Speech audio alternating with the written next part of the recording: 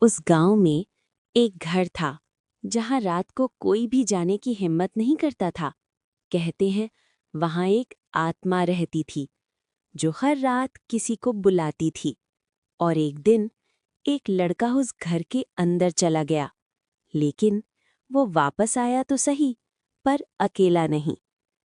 एक छोटे से गांव में रहता था एक लड़का, रोहित। रोहित बहुत जिज्ञासु था। उसे हर रहस्य जानने का शौक था। लेकिन उस गांव में एक ऐसी जगह थी जहां जाने से हर कोई डरता था। गांव के किनारे एक पुराना टूटा फूटा घर था। दीवारें काली पड़ चुकी थीं, खिड़कियां टूटी हुई थीं, दरवाजा हमेशा अपने आप हिलता रहता था। लोग कहते थे वहां भूत रहता है, जो भी अंदर जाता है वो वापस नहीं आता। गांव के बुजुर्ग बताते थे बहुत साल पहले उस घर में एक परिवार रहता था। लेकिन एक रात कुछ भयानक हुआ। पूरा परिवार गायब हो गया और तब से उस घर में अजीब आवाजें आने लगीं। रोहित को ये सब सुनकर डर नहीं, बल्कि और ज्यादा जिज्ञासा होने लगी। उसने सोचा, क्या सच में वहां भूत है या लोग बस डरते हैं? एक रात पूरा गांव सो चुका था।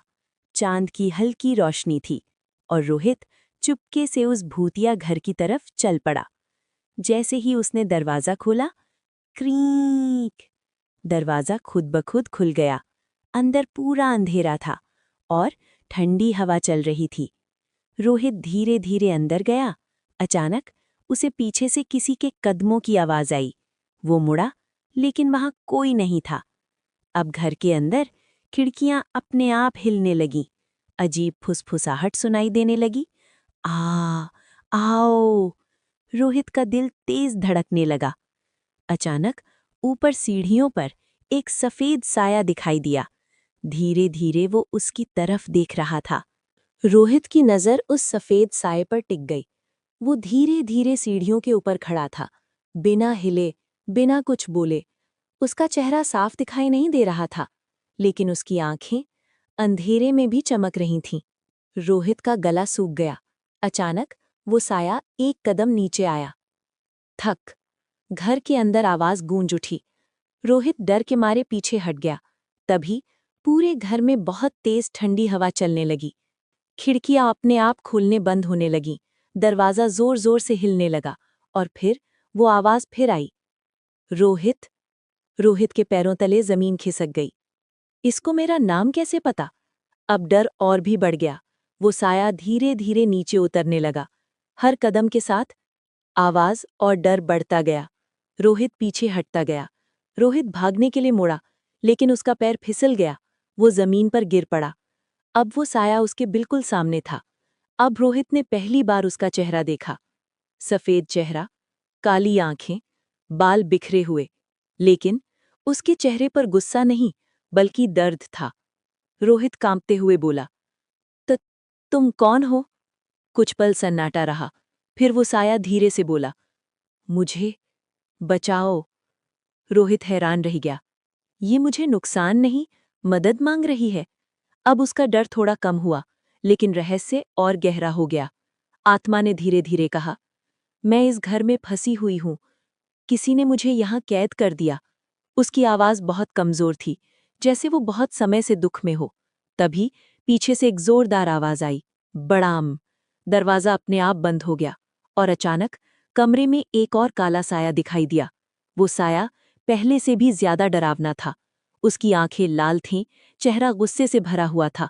उसने जोर से चिल्लाया, "तुम यहां से नहीं जाओगे।" अब रोहित समझ गया, यहां सिर्फ एक आत्मा नहीं, बल्कि एक खतरनाक आत्मा भी है।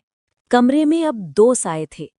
एक सफेद आत्मा जो मदद मांग रही थी, एक काली आत्मा जो बहुत खतरनाक थी। रोहित बीच में खड़ा था, डरा हुआ, लेकिन अब भाग नहीं सकता था। काली आत्मा गुस्से से चिल्लाई, "तुमने इसे क्यों जगाया?" उसकी आवाज इतनी तेज थी कि पूरा घर हिल गया। दीवारों से धूल गिरने लगी। सफेद आत्मा रोहित की तरफ देखती है। "ये मुझे जाने नहीं देता। मैं सालों से यहां कैद हूं।" उसकी आंखों में दर्द था, जैसे वो बहुत समय से आजादी चाह रही हो। रोहित ने हिम्मत करके पूछा। ये कौन है? सफेद आत्मा धीरे धीरे बोली। ये मेरे ही परिवार का है। रोहित चौंक गया।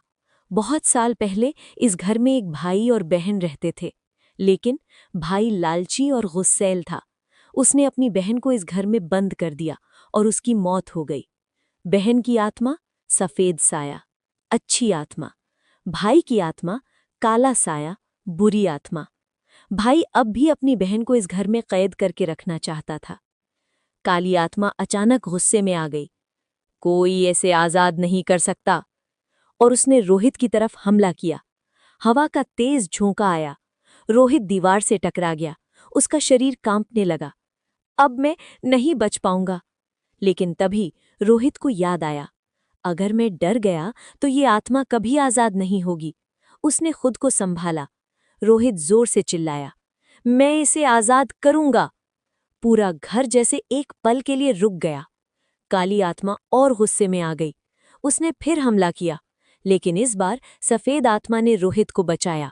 दोनों आत्माओं के बीच टकराव शुरू हो गया। सफेद आत्मा ने जल्दी से कहा, घर के पीछे एक पुराना कमरा है, वहां मेरी सच्चाई छुपी है। अगर तुम उसे ढूंढ लो तो मैं आजाद हो जाऊंगी। रोहित तुरंत दौड़ पड़ा। काली आत्मा उसके पीछे थी।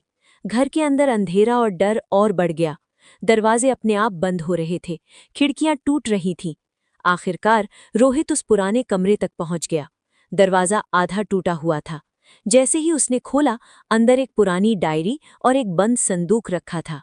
रोहित कांपते हुए उस पुराने कमरे में खड़ा था। उसके सामने था एक पुराना संदूक और एक धूल से भरी डायरी। बाहर काली आत्मा की गूंजती आवाज आ रही थी, तुम बच नहीं पाओगे। रोहित ने जल्दी से डायरी खोली। उसमें लिखा था, अगर कोई ये पढ़ रहा है तो जान लो कि मुझे मेरे ही भाई ने कैद किया। उसने मेरी मौत के बाद भी मेरी आत्मा को बांध दिया। मेरी मुक्ति का राज इस संदूक में है। रोहित का दिल तेज धड़कने लगा। रोहित ने डरते डरते संदूक खोला। क्रीक! अंदर एक पुरानी हड्डी यानी अस्थि और एक ताबीज रखा था। अचानक दरवाजा जोर से टूट गया। भड़ाम! काली आत्मा अंदर आ गई। तुमने बहुत बड़ी गलती कर दी। कमरे में अंधेरा और बढ़ गया। काली आत्मा रोहित की तरफ तेजी से बढ़ी। रोहित डर गया, लेकिन तभी सफेद आत्मा उसके सामने आ गई।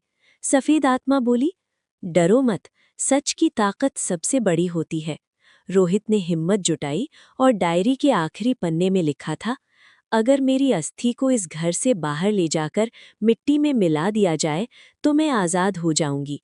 रोहित तुरंत संदूक उठाकर बाहर की ओर भागा। काली आत्मा उसके पीछे थी। हर कदम पर खतरा था। दरवाजे अपने आप बंद हो रहे थे, दीवारें हिल रही थीं। आखिरकार रोहित घर के बाहर पहुंच गया। चांद की रोशनी उसके ऊपर पड़ रही थी। उसने जल्दी से अस्थि को जमीन में दफना दिया, और जैसे ही ऐसा हुआ, एक तेज रोशनी फैली। सफेद आत्मा धीरे धीरे चमकने लगी। उसके चेहरे पर अब शांति थी। धन्यवाद। और फिर वो हमेशा के लिए गायब हो गई। जैसे ही सफेद आत्मा मुक्त हुई, काली आत्मा जोर से चीखी, और फिर वो भी धीरे धीरे धुंध में गायब हो गई। अगली सुबह गांव वाले उस घर के पास आए।